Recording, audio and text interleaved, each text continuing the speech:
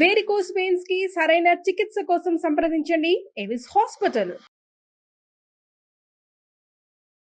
నమస్తే రమగారు. నమస్తే జయ. రమగారు, ఏదైనా మంచి కథ చెప్పండి అండి.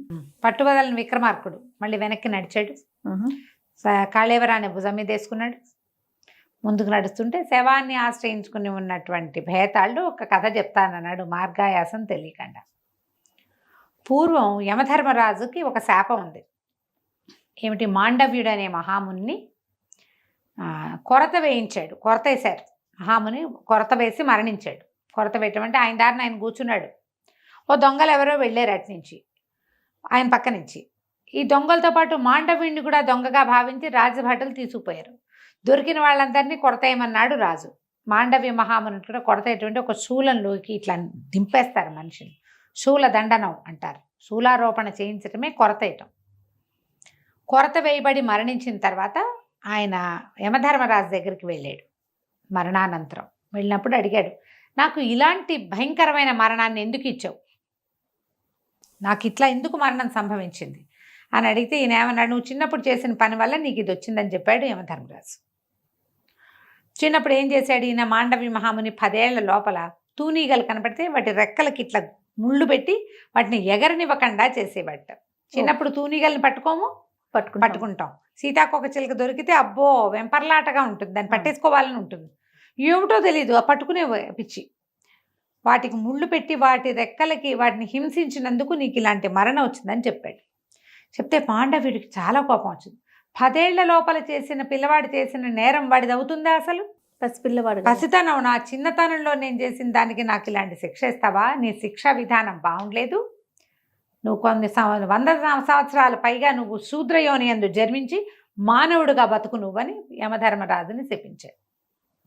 ఆయనే విదురుడుగా జన్మించాడు. ఆయన విదురుడుగా జన్మించేశాడు. అంశ కాదు, ఆయన యొక్క అంశ ధర్మరాజు.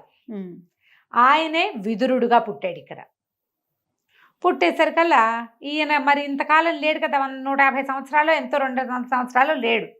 ఈ లేని కాలంలో ఆర్యముడని ఒక ఆదిత్యుడు, అంటే సూర్య వంశంలో జన్మించినవాడు ఆర్యముడు, యముడుగా యమధర్మరాజు పాలన చేసేవాడు.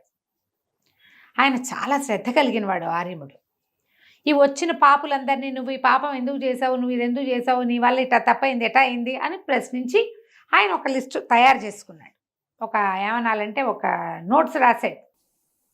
అందులో చాలా భాగం స్త్రీల వల్లే నేను ఈ తప్పు చేశాను, మా ఆవిడ ఎంకరేజ్ చేసింది, నా ప్రేయస్ నన్ను ప్రొవోక్ చేసింది, మా అమ్మ నాతో చేయించింది, ఇలాంటివి వచ్చినాయి.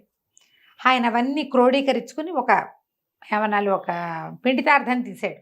ఎక్కువగా మానవులు తప్పులన్నీ స్త్రీల వల్లే చేస్తారు. ఆయన యముడు తిరిగి వచ్చిన తర్వాత, అంటే విదురుడుగా జీవితాన్ని చాలించి పైకి వచ్చిన తర్వాత ఆయన వెళ్ళిపోతూ యమధర్మరాజుకి ఆయన బాధ్యతలు అప్పచెప్తూ, అన్నా నేను ఒకటి కనిపెట్టాను, నేను చాలామంది పాపులతో మాట్లాడే వాళ్ళందరూ స్త్రీయే కారణం అని చెప్తున్నారు, దీని గురించి నువ్వు కనుక్కోవాలి. మనం ఎందుకంటే పాపికి శిక్ష ఇస్తాం, ఆ శిక్ష పడిన వాడికి వాడిని ప్రోవోక్ చేసిన వాడికి శిక్ష ఇద్దు అని చెప్పి వెళ్ళాడు. ఈయన అప్పుడు యముడు అప్పటి నుంచి శ్రద్ధగా వింట మొదలుపెట్టాడు. ఆయన కూడా అదే అనిపించింది. ఇప్పుడు పాపితో పాటు వాడిని ప్రోవోక్ చేసిన స్త్రీకి కూడా ఆ శిక్ష పడాలి, పురుషుడితో పాటు శిక్ష పడాలి స్త్రీలకు కూడా అని ఆయన ఏం చేశాడు, తన అనుయాయుల్లో చండుడు అనేవాడిని ఒకడిని పిలిచాడు. చండుని పిలిచి, నాయన నువ్వు భూలోకంలో పుట్టు, వెళ్ళు, నీకు కావాల్సిన పేరు పెట్టుకో, నీకు 1,00,000 వరహాల ధనం ఇప్పిస్తా, వివాహం చేసుకో, వ్యాపారం చేయదో, 10 సంవత్సరాలు భూలోకంలో గడుపు. ఇది ఈ స్త్రీల వల్లే ఈ పాపాలు జరుగుతున్నాయి అనే పాయింట్ మీద వర్కౌట్ చేసి అది పట్టుకొచ్చి నాకు చెప్పాలి నువ్వు అంటే చండుడు ఒప్పుకున్నాడు. భూలోకంలో వచ్చాడు. యువకుడుగానే వచ్చేసాడు. చండసింహుడు అనే పేరు పెట్టుతోటి ఉన్నాడు ఒక నగరంలో. అక్కడి నుంచి ఆ నగరంలో వ్యాపారంలోకి దిగాడు. అందరూ ఆహా ఓహో అన్నారు. యువకుడు స్ఫురద్రూపి, డబ్బు కలిగిన వాడు. చాలామంది మా పిల్లల్ని ఇస్తామని పిల్లల్ని ఆఫర్ చేశారు. ఆయన వాళ్ళందరినీ వద్దనుకున్నాడు. సులోచన అనే ఒక పిల్లని నచ్చింది. ఆ పిల్లని పెళ్లి చేసుకున్నాడు. ఈ సులోచనకి 3 చెల్లెళ్ళు, 2 తమ్ముళ్ళు. వాళ్ళ వంశగౌరవం చాలా అద్భుతమైన గౌరవం ఉన్న వంశం వాళ్ళది. వాళ్ళ దగ్గర ఏం లేదు వంశగౌరవం తప్ప. చాలా పేద స్థితిలో ఆ పిల్ల మహాద్భుత సౌందర్యవతి రాసి ఇంటికి పెద్దది, జ్యేష్ఠురాలు, బుద్ధిమంతురాలుగా భావించి ఆ అమ్మాయిని పెళ్లి చేసుకున్నాడు. ఇక అక్కడి నుంచి ఆవిడ ఎట్లా అయిందంటే, భర్త డబ్బు తన డబ్బుగా భావించింది. ఆమె ఏదంటే అదే. చెల్లెళ్ళిద్దరికీ అద్భుతమైన పెళ్లి సంబంధాలు చూసి పెళ్లి చేసింది. తన మాట కాదంటే ఒప్పుకోదు. తమ్ముళ్ళిద్దరికి పెట్టుబడులు పెట్టించింది భర్తతోటి. ఈయన దగ్గర డబ్బులు అయిపోవటం మొదలుపెట్టినాయి.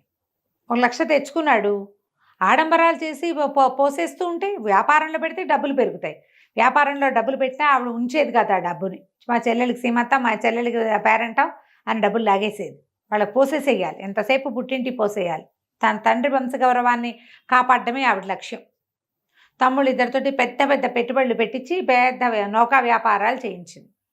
ఈయన దగ్గర డబ్బులు అయిపోయినాయి. అక్కడి నుంచి ఇక్కడి నుంచి ఏదో అప్పులు తెచ్చేవాడు. ఇల్లు నడవాలిగా. ఇంత గొప్పగా బతికి మామూలు బీద బతుకుతానంటే పెళ్ళాలు ఒప్పుకోవద్దు, భార్య ఒప్పుకునేది కాదు. ఆవిడ కాళికా అవతారం ఎత్తేది. అందుకని ఎక్కడెక్కడి నుంచో అప్పులు చేసేవాడు. మా బావమరుదులు వచ్చి అక్కడ తీరుస్తానని ఎంతంత డబ్బో తెచ్చాడు. బావమరుదుల్లో ఒకడు నౌక మునిగిపోయింది, రూపాయి తేల. రెండో వాడు అక్కడ ఎవరినో చూసుకుని అంతా దానికి ఇచ్చేసి ఒట్టి చేతులతో వచ్చి నా దగ్గర ఏమీ లేదన్నాడు. ఆ డబ్బు వస్తే ఇది అవుతుంది. భార్య ఇంట్లో అడుగు పెట్టనివ్వాల ఆయన్ని, చండసింహుణ్ణి. నానా తిట్లు తిట్టిపోసేది. ఈయన ఏం చేస్తాడు? ఇంకా ఆయనకు 3,000 సంవత్సరాలు 2-3 సంవత్సరాలు ఉన్నాయి భూలోకంలో. 2 ఏళ్ళు ఉన్నాయి. ఆ 2 ఏళ్ల పాటు ఈయన అక్కడ ఇక్కడ వాళ్ళతో వీళ్ళతో పేకాడుతూ పావుల అర్ధ దొరికితే దాంతో కడుపు నింపుకుంటూ వేరే వేరే ఊళ్ళు మారుతూ అప్పుల వాళ్ళకి మొహం చూపించకుండా 10 ఏళ్ళు పూర్తి చేసుకుని నరకానికి వెళ్ళిపోయాడు.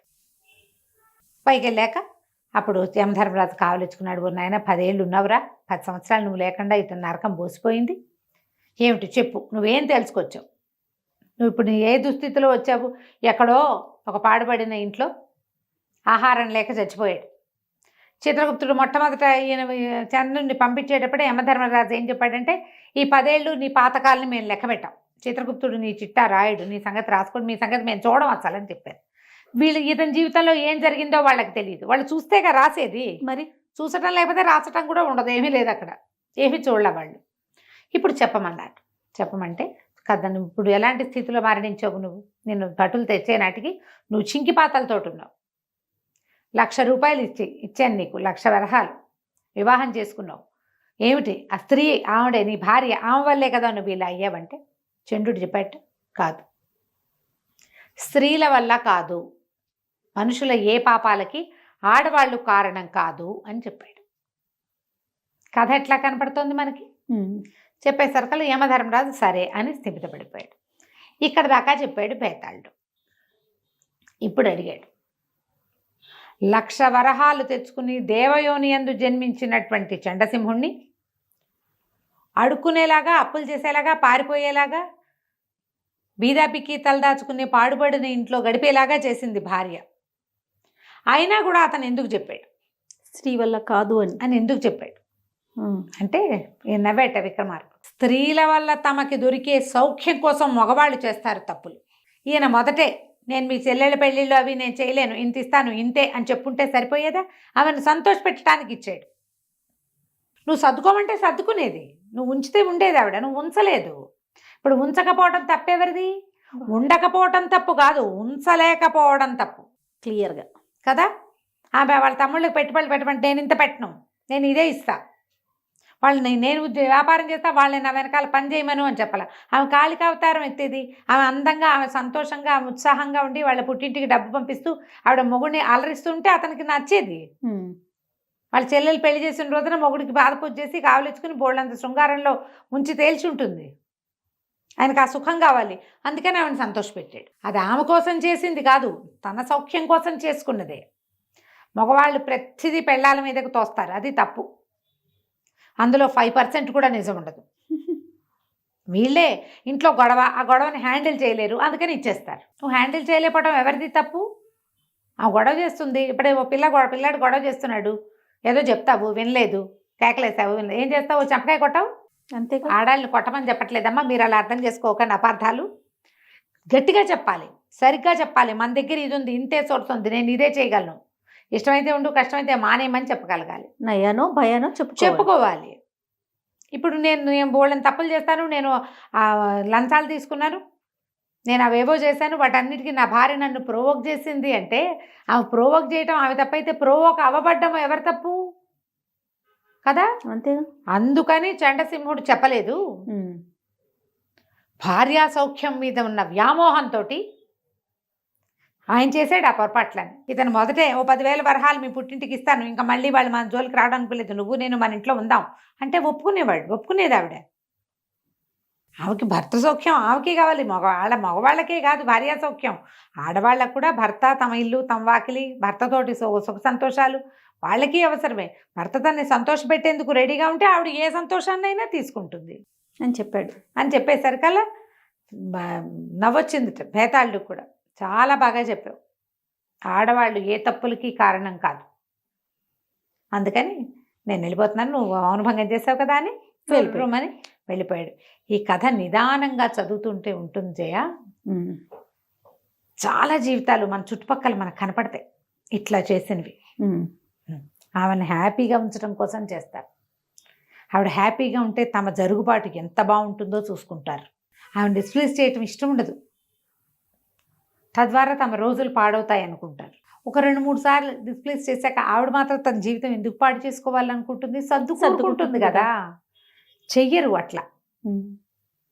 ముద్దుగా నేర్పిస్తే ఎవరైనా ఇంతే. రైట్ రమ్మ గారు, నమస్తే.